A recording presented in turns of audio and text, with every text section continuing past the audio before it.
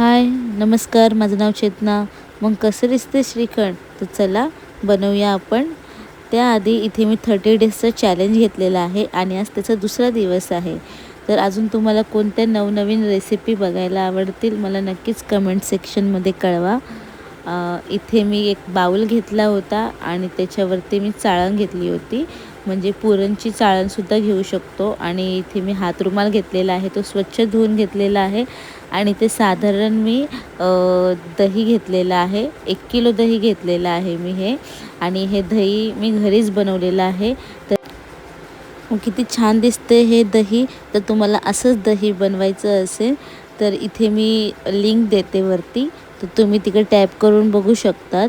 आता तुम्ही पाहू शकता हे दही मी असं चारी बाजूने कपडा असं घेतला आणि त्याला गुंडाळलं आहे. आणि आपल्याला एक छान अशी गाठ मारून घ्यायची आहे. गाठ आपल्याला अशी मारायची कुठूनही सुट्टा कामा नये आणि अशी गाठ पक्की बांधून घ्यायची. तुम्ही पाहू शकता गाठ मारतानाच किती पाणी त्यातून बाहेर आलं आहे. आणि हे आपल्याला साधारण 2 ते 3 तास तसंच ठेवून द्यायचं आहे. पण ठेवताना इथे बघा मी कसं ठेवत आहे. असं वजनदार काहीतरी आपल्याला ठेवायचं आहे जेणेकरून त्यातलं पाणी लवकर गळेल. त्यानंतर इथे मी एक 30 ते 40 ग्रॅम इथे मी बदाम घेतलेला आहे. आणि असं थोडंसं जाडसरच इथे मी कापून घेते. इथे मी व्हिडिओ फास्ट फॉरवर्ड केलेला आहे की खूप वेळ लागेल त्यासाठी. आणि असे बदाम मी असे जाडसर कापून घेतलेत आणि पाहू शकतात किती छान असे झाले आहे. त्यानंतर साधारण इथे मी 100 ग्रॅम दही घेतलेलं आहे, 4 वेलची घेतलेलं आहे. आणि छान आपल्याला असं मिक्सरमध्ये बारीक करून घ्यायचं आहे. त्यानंतर इथे 3 ते 4 तासानंतर तुम्ही बघू शकतात पाणी किती असं त्यातून निघालेलं आहे.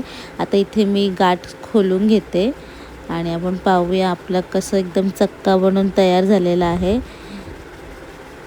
बघा किती छान असं दाटसर आपलं चक्का बनून रेडी आहे.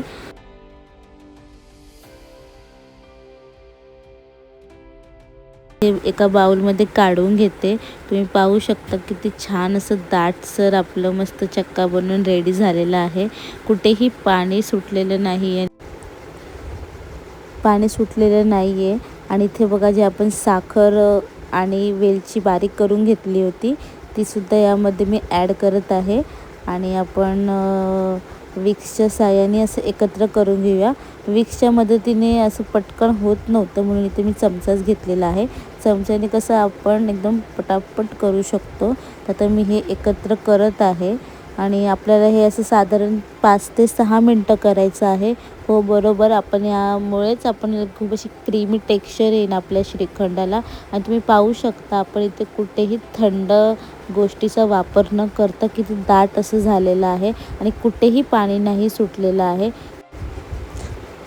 इथे 5 ते 6 मिनटं झाल्यानंतर तुम्ही पाहू शकतात मी ते चमचा बघा असं वरती करून पण करते पण काहीच पडत नाही. म्हणजे तुम्ही विचार करा किती दाट असं झालेलं आहे. त्यानंतर इथे मी बदाम आपण जे कापून ठेवले होते ते यामध्ये मिक्स करूया. आणि किती छान असं दिसत आहे. हे दिसायलाच नाही, खाण्यासाठी पण खूप छान असे झाले होते. आणि जास्त गोड नाही, जास्त आंबट नाही. तुम्ही तुमच्या चवीनुसार सुद्धा इथे साखर कमी जास्त करू शकतात इथे. आणि खूप असं चवीला खूप छान लागत होते. तुम्ही पाहू शकता त्याचं टेक्स्चरच किती छान आहे. म्हणजे चव तर एकदम अप्रतिमच असणार. त्यानंतर इथे बघा मी असं सर्व करून घेतलेलं आहे आणि किती छान असं दिसत आहे. जर तुम्हाला व्हिडिओ आवडला असेल तर लाईक करा, शेअर करा आणि सबस्क्राईब करा. थँक्यू.